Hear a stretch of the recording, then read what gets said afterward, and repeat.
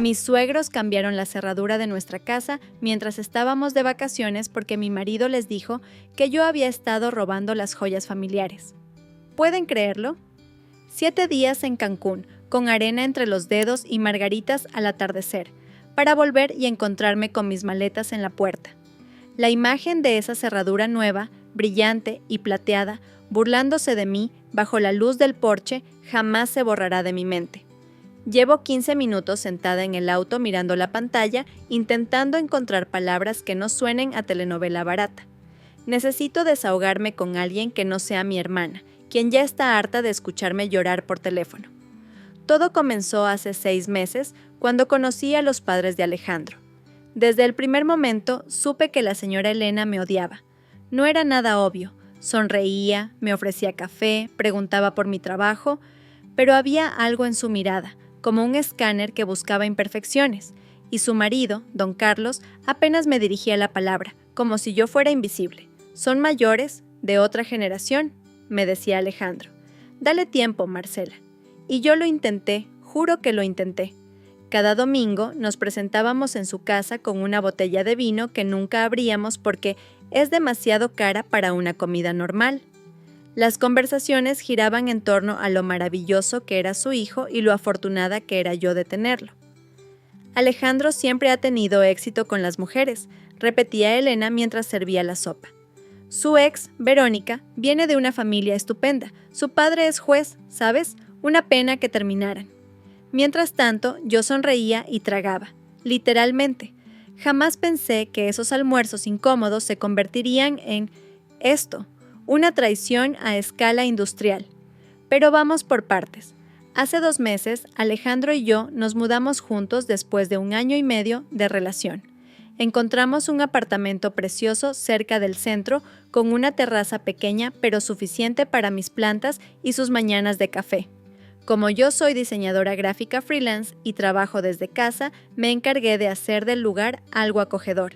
Pinté una pared de azul índigo, compré cojines que combinaran, colgué nuestras fotos, incluso me gasté una fortuna en lámparas que dieran la luz perfecta. Todo parecía perfecto.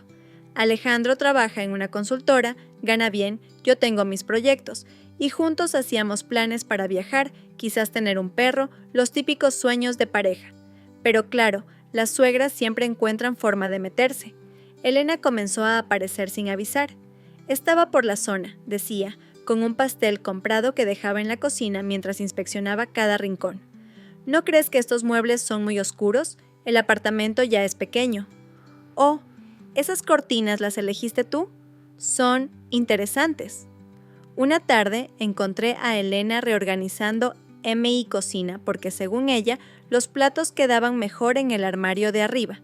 Cuando le dije, lo más amablemente posible, que prefería tenerlos donde estaban, me miró como si le hubiera insultado a su madre. «Solo intento ayudar», dijo con ese tono que usan algunas personas para hacerte sentir como una desagradecida. Alejandro siempre ha sido algo desordenado, y pensé que te vendría bien una mano. Alejandro, por supuesto, no veía problema. «Es su forma de quererte», decía. «Mi madre siempre ha sido así, un poco controladora, pero con buena intención». Buena intención. Si las buenas intenciones mataran. Las visitas se hicieron más frecuentes. Si Alejandro llegaba tarde del trabajo, su madre ya estaba allí, haciéndome compañía. Me traía tuppers con comida porque, según ella, yo estaba demasiado delgada. Y seguro que con tanto trabajo no tienes tiempo de cocinar bien. Le explicaba que me encanta cocinar, que de hecho es mi forma de relajarme, pero era como hablar con una pared. Luego comenzó con los regalos. Primero pequeños detalles, una taza que no combinaba con nada en casa, un cuadro horrible que según ella iba perfecto en el pasillo. Después, cosas más grandes. Un día apareció con un sofá. Un sofá. El vuestro es demasiado incómodo para Alejandro, que tiene problemas de espalda. ¿Problemas de espalda? Primera noticia. Cuando le pregunté a Alejandro, se encogió de hombros. De niño me caí de un árbol, a veces me duele. Al principio intenté ser comprensiva. Me decía a mí misma. Es su único hijo, le cuesta dejarlo ir. Hasta justificaba sus comentarios. Es de otra generación. Tiene otra idea de cómo debe ser un hogar. Incluso me tragué el «estás demasiado flaca», como si no fuera un comentario sobre mi cuerpo. Pero el límite llegó con las joyas. Elena tenía una colección impresionante. Anillos, collares, pulseras, algunas heredadas, otras regalos de su marido. Un día, mientras cenábamos en su casa, sacó un joyero antiguo y comenzó a mostrármelas. Recuerdo perfectamente sus palabras. Estas joyas pasarán a la esposa de Alejandro algún día. La forma en que dijo esposa dejaba claro que no me veía ocupando ese puesto. Son preciosas, dije, tocando un broche con perlas. Deben tener mucho valor sentimental. Y económico, añadió ella, cerrando el joyero de golpe, como si acabara de recordar que yo podría ser una ladrona. Algunas pertenecieron a la abuela de Carlos. Son joyas de familia. Ese fue el último día que vi las joyas. O eso pensaba. 2 semanas después, Elena llamó a Alejandro histérica. Habían desaparecido 2 anillos y un collar de esmeraldas. «Qué raro», dijo Alejandro. «¿Estás segura de que no los has guardado en otro lugar?» «Nunca guardo mis joyas fuera del joyero», insistió ella. «Alguien debe haberlos tomado». Su mirada se dirigió hacia mí, aunque no dijo nada explícitamente. Pero no hacía falta ser un genio para entender la insinuación. «Espero que no estés sugiriendo que Marcela tiene algo que ver», dijo Alejandro, defendiéndome. O eso pensé. Elena se echó a llorar. «No estoy acusando a nadie, hijo, pero esas joyas llevan en nuestra familia generaciones y ahora desaparecen justo cuando». Dejó la frase en el aire. Clásico. Mi novio, en lugar de ponerse firme, la abrazó y le dijo que buscarían juntos. Pasaron horas revisando la casa. Las joyas no aparecieron. Durante la semana siguiente, Elena no vino a casa ni llamó. Un silencio inquietante que Alejandro rompía cada noche. Mi madre está destrozada. Esas joyas significaban mucho para ella. Me sentía culpable sin haber hecho nada. Fue entonces cuando surgió la idea del viaje. «Necesitamos desconectar», dijo Alejandro una noche. «Hagamos ese viaje a Cancún del que hablamos». Me pareció extraño que quisiera irse justo en ese momento, con su madre en ese estado, pero no dije nada. Me entusiasmé con la idea. Arena blanca, agua turquesa, distancia de todo este drama familiar. Reservamos una semana en un resort, todo incluido. Gasté casi todos mis ahorros, pero pensé que valía la pena. Alejandro estuvo distante los primeros días, constantemente revisando su teléfono, pero lo atribuí al estrés del trabajo. Para el tercer día parecía más relajado. Nadamos, tomamos cócteles ridículamente decorados, hicimos el amor viendo el atardecer. Por un momento creí que todo volvería a la normalidad. El 5.º día, Alejandro recibió una llamada que tomó en la terraza. Al volver, su rostro había cambiado. «Era mi padre», dijo. «Han encontrado las joyas». «Eso es genial», exclamé. «¿Dónde estaban?» «En una caja de seguridad en el banco». Su tono era frío. Mi madre las llevó hace meses y olvidó decírselo a mi padre. Algo no me cuadraba. «¿Y por qué pareces molesto? Deberías estar aliviado». «Es que…» dudó. «También encontraron otras cosas. Un anillo de compromiso que era de mi abuela. Mi madre jura que estaba en otro joyero, en su closet. ¿Ya no está?» Mi estómago se retorció. «Alejandro, si estás insinuando que yo…» «No estoy insinuando nada», me interrumpió. «Solo te cuento lo que me han dicho». El resto del viaje fue un desastre.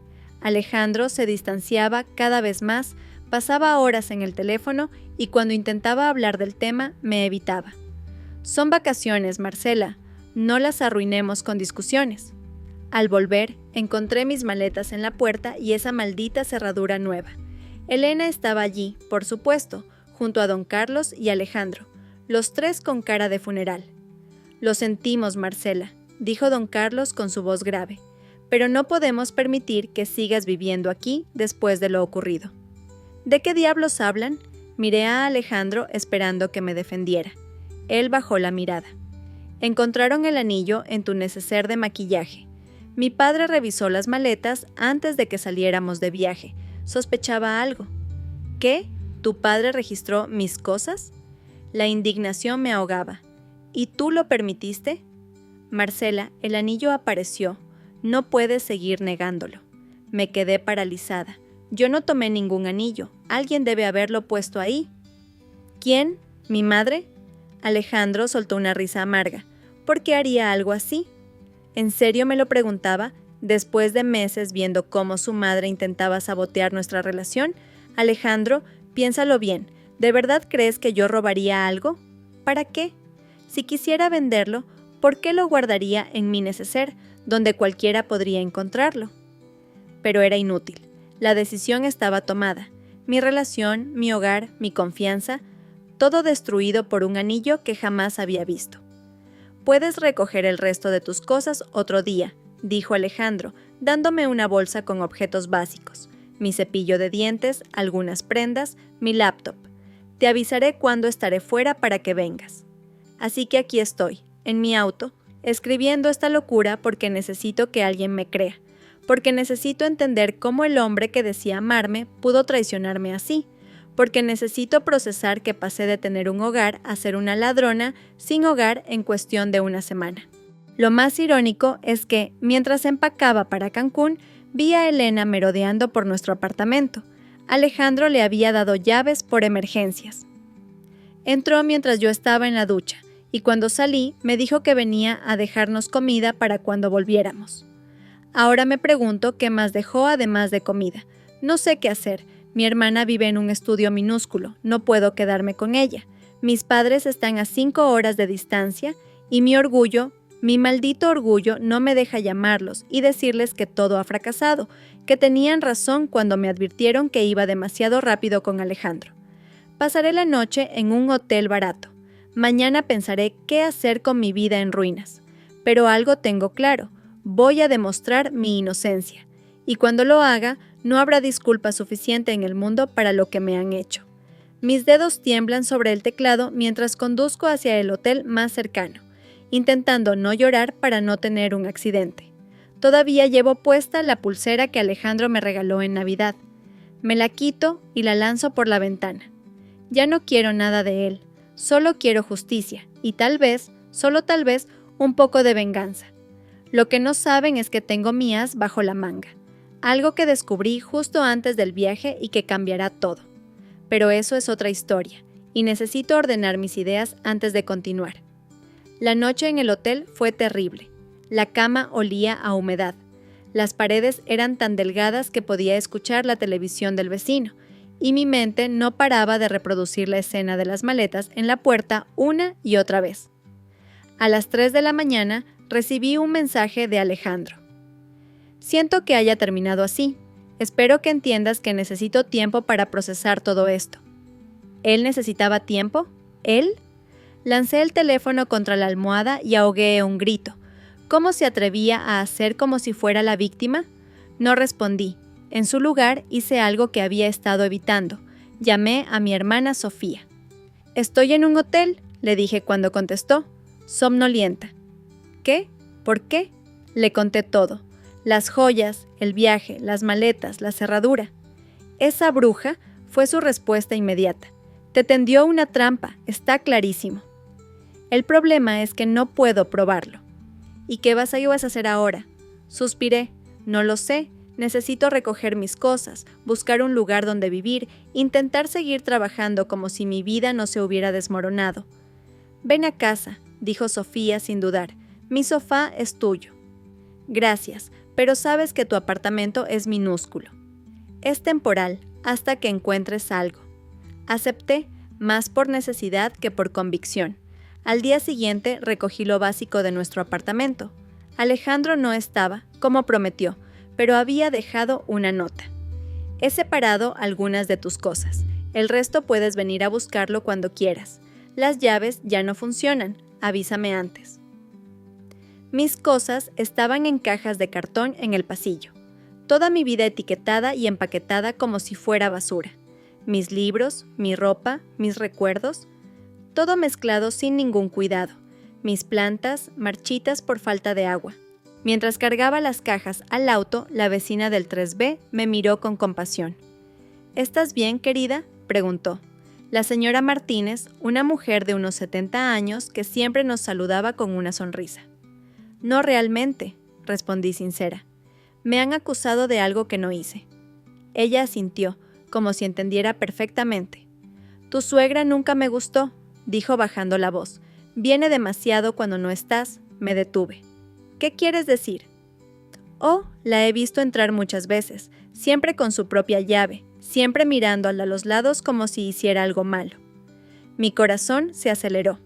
¿Recuerda alguna vez en particular? La semana antes de que os fuerais de viaje. Vino 3 veces, querida, una de ellas con una bolsa de esas tiendas caras. Pensé que te traía un regalo, o quizás traía un anillo para plantar en mi neceser. Le agradecí la información y seguí cargando cajas, ahora con una nueva determinación. No tenía pruebas concretas, pero tenía un testigo que había visto a Elena entrar frecuentemente. Era un comienzo, pero lo más importante, tenía el as que mencioné antes, algo que encontré por accidente justo antes del viaje.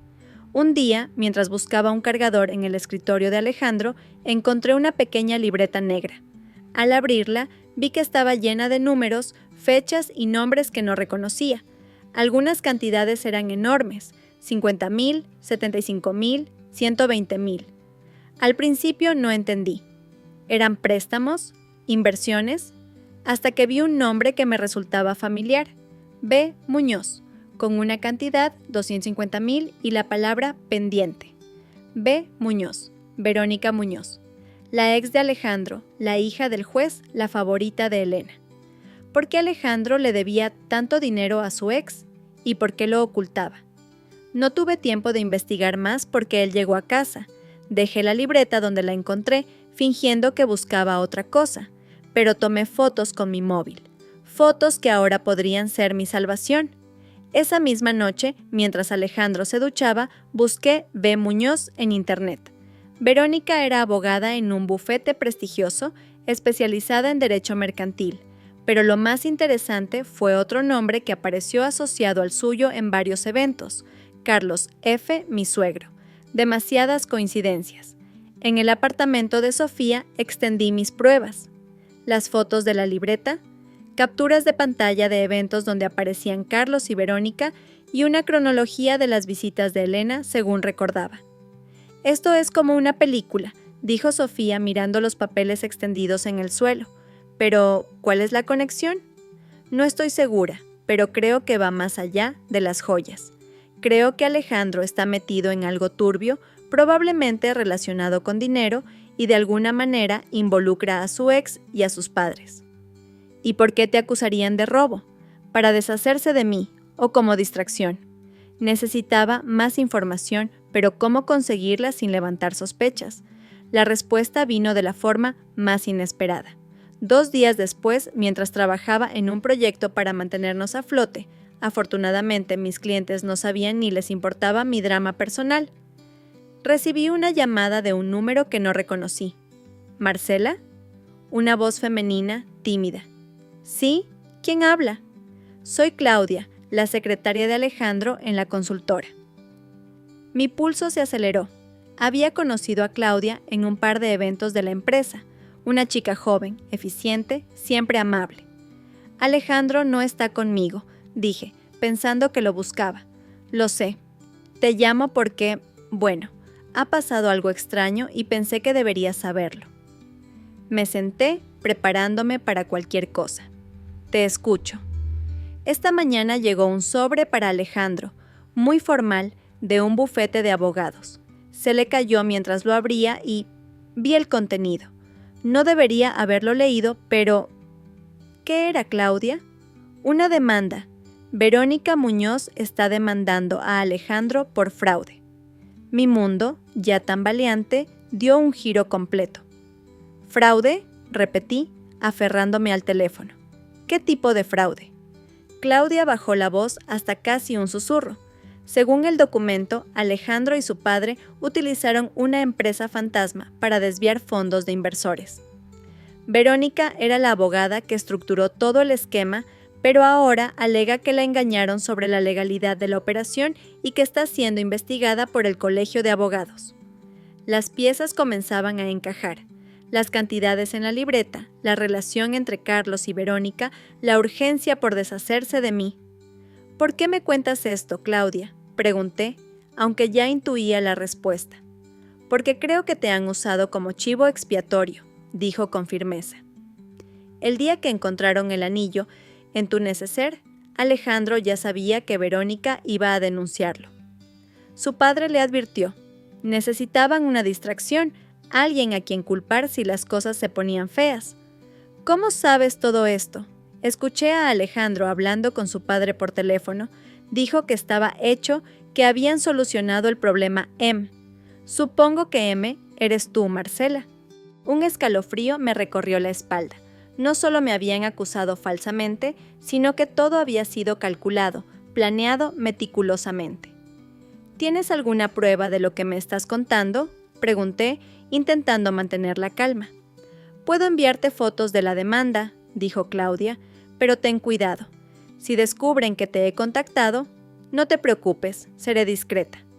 Minutos después recibí las imágenes. La demanda era real y detallada. Verónica acusaba a Alejandro y Carlos de haberla engañado para que estructurara un esquema de inversión que resultó ser fraudulento. Mencionaba cantidades exactas. 1.2 millones desviados a una cuenta en Panamá. Entre los nombres de los inversores estafados apareció uno que me resultó familiar. F. Gutiérrez, el padre de mi mejor amiga de la universidad. ¿Qué vas a hacer?, preguntó Sofía cuando le mostré la documentación. Primero necesito hablar con Fernando Gutiérrez, decidí. Si realmente fue estafado por Alejandro y su padre, podría tener más información. No fue difícil contactar a Fernando. Siempre había sido amable conmigo durante los años universitarios. Marcela, qué sorpresa, dijo al verme en la cafetería donde habíamos acordado reunirnos. Laura me contó que estabas pasando por un momento difícil.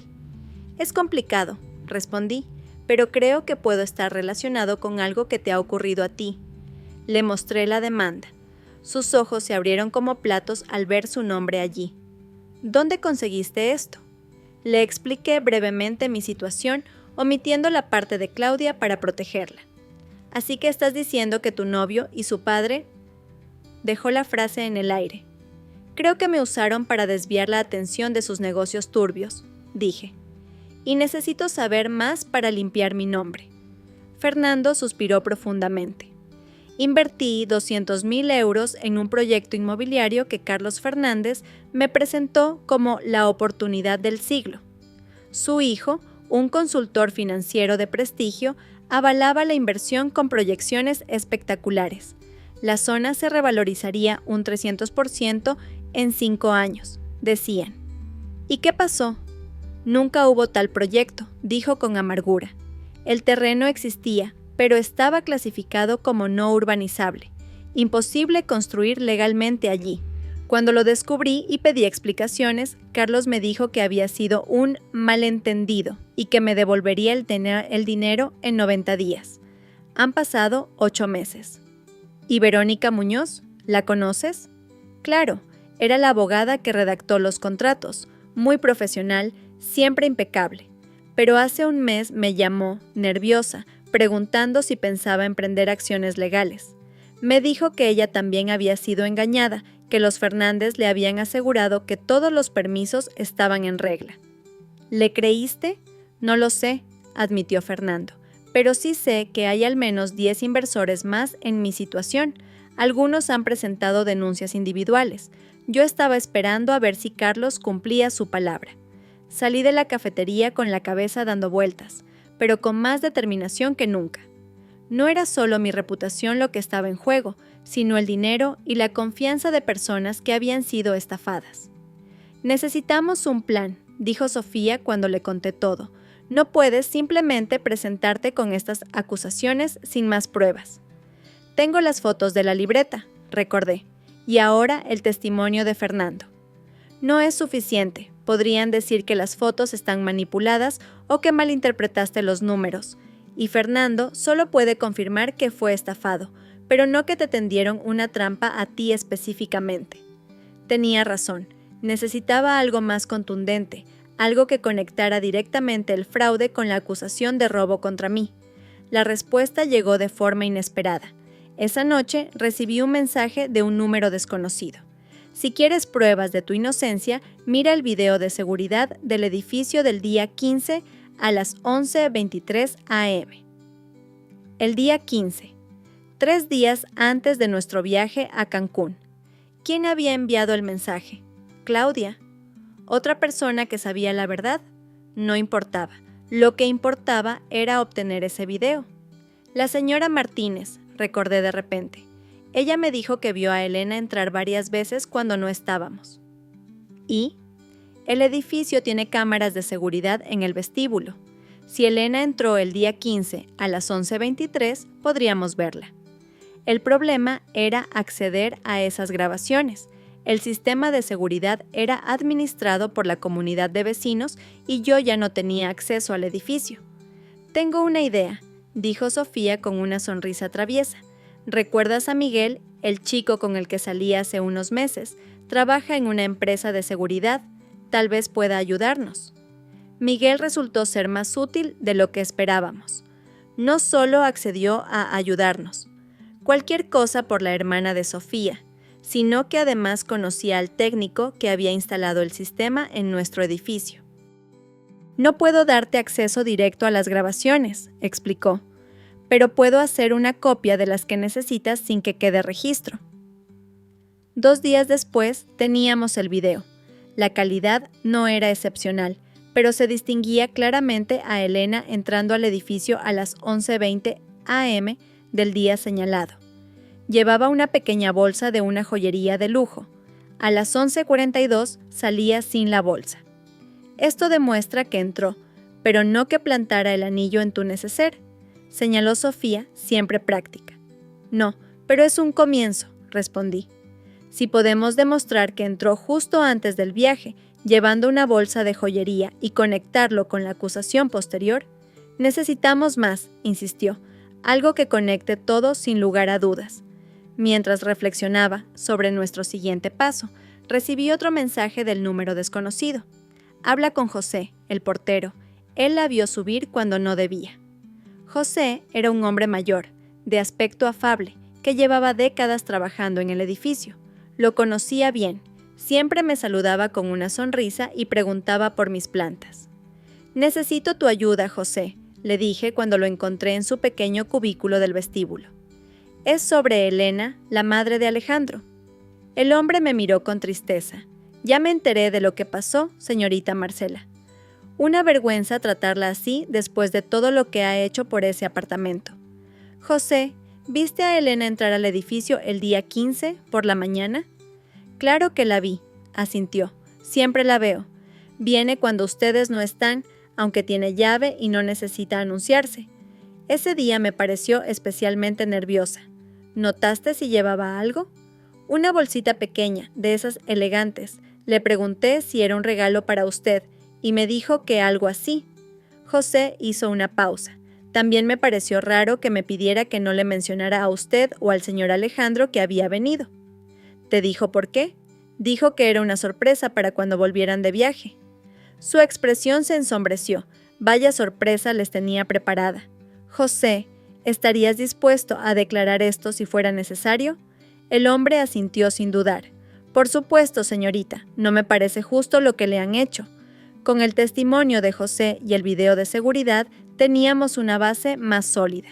Pero aún necesitábamos conectar definitivamente a Elena con el anillo robado. Y todo esto con el fraude que habían cometido Alejandro y su padre.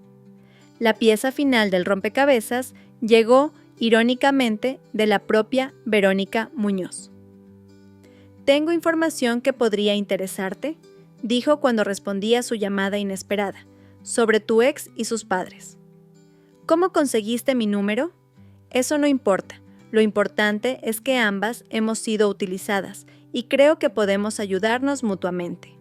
Acordamos reunirnos en un café discreto, lejos del centro.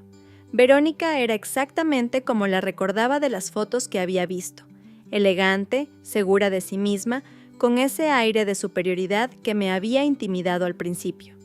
«No te odio», fueron sus primeras palabras al sentarse frente a mí. Sé que ellos probablemente te hicieron creer que yo era la ex resentida, pero la verdad es que terminé con Alejandro hace años cuando descubrí su verdadera naturaleza. ¿A qué te refieres? Es un manipulador nato, como su padre. Sacó una carpeta de su maletín. Mira esto. Eran correos electrónicos entre Alejandro y Carlos, discutiendo cómo estructurar el fraude inmobiliario. En uno de ellos, fechado 3 meses atrás, Carlos mencionaba: necesitamos limpiar el dinero antes de que Pi presente la denuncia. M podría ser un problema si descubre algo. Otro correo, más reciente, decía: B no se echará atrás. Debemos implementar el plan B con M antes del viaje. ¿De dónde sacaste esto?, pregunté, sintiendo un nudo en el estómago. Alejandro me envió estos correos por error, explicó Verónica. Estábamos en contacto por un caso legítimo que llevaba para su empresa, y creo que confundió los destinatarios. Cuando los leí, entendí que planeaban usarte como distracción. La historia del robo encajaría perfectamente. La novia cleptómana que roba joyas familiares. ¿Por qué me ayudas? Porque están intentando destruir mi carrera, igual que intentaron destruir tu reputación, dijo con amargura. Afirman que yo sabía que el proyecto era fraudulento desde el principio, pero la verdad es que me engañaron como a todos. Cuando lo descubrí y amenacé con denunciarlos, contraatacaron. Me mostró más documentos, transferencias bancarias, contratos falsificados, proyecciones económicas manipuladas, un completo esquema Ponzi disfrazado de proyecto inmobiliario legítimo. Lo que no entiendo, dije mientras asimilaba todo, es por qué Elena plantaría el anillo en mi neceser. Es demasiado pequeño comparado con el fraude. Son astutos, explicó Verónica. Si te acusan de robo y consiguen que todos te vean como una ladrona, cualquier acusación que hagas después parecerá una venganza, una manera de desviar la atención de tu propio crimen. Es una táctica clásica, desacreditar al testigo potencial antes de que pueda hablar. ¿Crees que sospechaban que yo sabía algo? Tal vez notaron que estabas curioseando, o quizás solo querían asegurarse de que, si descubrías algo, nadie te creería. Hizo una pausa.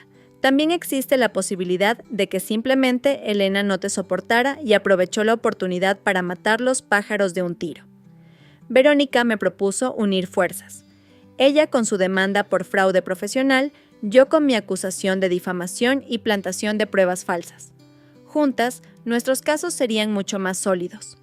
Solo hay un problema, señalé. No tengo dinero para abogados. Todo lo que tenía estaba en ese apartamento, y ahora apenas puedo permitirme vivir en el sofá de mi hermana. Yo me encargo de la parte legal, respondió con una sonrisa que por primera vez parecía genuina. Conozco a los mejores abogados de la ciudad, solo necesito que reúnas todas tus pruebas, el video, los testimonios, las fotos de la libreta, todo. En los días siguientes trabajamos intensamente en nuestros casos. Yo conseguí declaraciones firmadas de la señora Martínez y José el portero. Verónica recopiló testimonios de otros inversores estafados. Mi hermana Sofía utilizó sus habilidades en redes sociales para investigar más sobre el supuesto proyecto inmobiliario, descubriendo que ni siquiera existía una licencia de construcción para ese terreno. Todo estaba listo para presentar una denuncia formal cuando recibí un mensaje de Alejandro. Necesitamos hablar, es importante. Casi lo ignoré, pero algo me dijo que podría ser relevante para nuestro caso.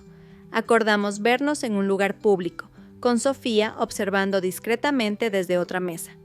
Alejandro parecía demacrado, con ojeras profundas y el pelo desaliñado, tan diferente de su imagen habitual de consultor exitoso. Marcela, comenzó, pero lo interrumpí. Si vas a mentirme de nuevo, ahórratelo. Sé todo sobre el fraude, sobre cómo me usaron como chivo expiatorio, sobre el anillo plantado en mi neceser. Su rostro palideció. ¿Cómo? Eso no importa. Lo que importa es que tengo pruebas, Alejandro. Pruebas de todo. Esperaba negativas, excusas, incluso amenazas. En cambio, sus hombros se desplomaron en señal de derrota. Lo siento, dijo en voz baja. Nunca quise que terminara así. ¿Así cómo? ¿Con tu novia acusada de robo? ¿Con inversores estafados? ¿Con tu ex presentando una demanda por fraude? Fue idea de mi padre, confesó. Todo. El fraude, lo del anillo, todo. Me dijo que era la única forma de salvar a la familia de la ruina. Sus negocios iban mal desde hace años, pero mantenía las apariencias. Cuando le presenté a Verónica, vio la oportunidad perfecta. Una abogada brillante que podría dar legitimidad a sus esquemas. ¿Y yo? ¿También fui parte del plan desde el principio? No. Su voz sonaba genuinamente arrepentida. Contigo fue real, al menos al principio, pero cuando empezaste a hacer preguntas sobre mis reuniones con mi padre, cuando encontraste la libreta, ¿sabías que la había visto? Te vi tomando fotos con tu móvil, admitió. Fue entonces cuando mi padre sugirió que necesitábamos una solución definitiva antes de que descubrieras demasiado. Me contó cómo su madre había sido cómplice involuntaria al principio. Ella realmente creía que habías robado las joyas, explicó. Papá la convenció, pero cuando le pidió que plantara el anillo en tu neceser, comenzó a sospechar. Aún así lo hizo por lealtad familiar. ¿Y ahora qué?, pregunté. ¿Por qué me cuentas todo esto? Porque es demasiado tarde para seguir mintiendo, dijo. La policía está investigando. Verónica ha presentado pruebas irrefutables. Mi padre ha huido del país y yo no soporto lo que te hicimos. Me entregó un sobre. Dentro había una declaración firmada admitiendo su participación en el fraude y confirmando que yo no tuve nada que ver con el robo de las joyas. Esto no arregla nada, dije guardando el sobre. Lo sé, asintió, pero espero que al menos te ayude a limpiar tu nombre. Es lo mínimo que puedo hacer. La declaración de Alejandro fue la pieza final. Con todas las pruebas reunidas, presentamos nuestras denuncias. La investigación policial se aceleró y en cuestión de semanas se emitieron órdenes de arresto contra Carlos, que seguía prófugo, y Alejandro, quien se entregó voluntariamente. Elena no fue acusada formalmente, pero su reputación quedó destrozada cuando se hizo público cómo había participado en el plan para incriminarme. La última vez que la vi, en el juzgado durante una audiencia preliminar, parecía haber envejecido 10 años. En cuanto a mí, el proceso judicial limpió mi nombre, pero las cicatrices emocionales tardarían mucho más en sanar. La traición de Alejandro, la manipulación, la humillación de ser tratada como una criminal. Todo dejó marcas profundas. Verónica y yo desarrollamos una extraña amistad nacida de nuestra experiencia compartida. Ella me ofreció trabajo en su nuevo bufete, especializado en defender a víctimas de fraudes financieros, pero decidí que necesitaba un nuevo comienzo. Sofía fue mi roca durante todo el proceso. No solo me dio un techo, sino que me recordaba constantemente mi valor cuando yo misma lo olvidaba. ¿Qué vas aquí a hacer ahora?, me preguntó un día mientras empacaba mis cosas. Había encontrado un pequeño apartamento que podía permitirme con mis ingresos como freelance. Reconstruir, respondí, paso a paso. Había recibido una indemnización como parte del acuerdo judicial, no una fortuna, pero suficiente para darme cierta estabilidad mientras rehacía mi vida. También recuperé mis pertenencias del apartamento que compartía con Alejandro, aunque muchas cosas ya no tenían el mismo significado. Lo más difícil fue desprenderse de los recuerdos, de la persona que creía ser cuando estaba con él. Había construido tantos sueños, tantos planes, solo para descubrir que se basaban en mentiras. 6 meses después, mientras ordenaba mi nuevo hogar, encontré la pulsera que había lanzado por la ventana del auto aquella noche terrible. Un vecino la había encontrado y, de alguna manera, había llegado hasta mí a través de la señora Martínez. La sostuve en mi mano, sintiendo su peso, recordando lo que había significado. Luego, calmadamente, la guardé en una caja junto con la declaración de Alejandro y las fotos de la libreta. No para aferrarme al pasado, sino para recordarme a mí misma lo fuerte que había sido, lo mucho que había superado. A veces pienso en Alejandro, en cómo una persona puede elegir el camino equivocado por las razones equivocadas. Según las noticias, ha estado cooperando con las autoridades para localizar a su padre y recuperar parte del dinero estafado. Cumplirá una condena reducida por su colaboración. También pienso en Elena, en su desesperación por proteger a su hijo, en cómo esa protección se convirtió en complicidad. Me pregunto si realmente me odiaba desde el principio o si su desprecio creció alimentado por las mentiras de Carlos. No les guardo rencor, no porque no lo merezcan, sino porque el rencor me ataría a ellos para siempre, y ya he perdido demasiado tiempo en esa familia. Mi vida ahora es diferente, más sencilla en algunos aspectos, más compleja en otros. He aprendido a confiar en mi instinto, a valorar las señales de alarma, a no ignorar las banderas rojas por amor o conveniencia. También he aprendido a agradecer lo bueno, mi hermana, mis amigos verdaderos, incluso Verónica con su pragmatismo y determinación. La experiencia me cambió, sí, pero no me rompió. Y si algo tengo claro después de todo esto, es que cuando alguien intenta destruirte, a veces te está haciendo el favor más grande de tu vida, mostrarte exactamente quién eres cuando todo se derrumba. Y resulta que soy mucho más fuerte de lo que jamás imaginé.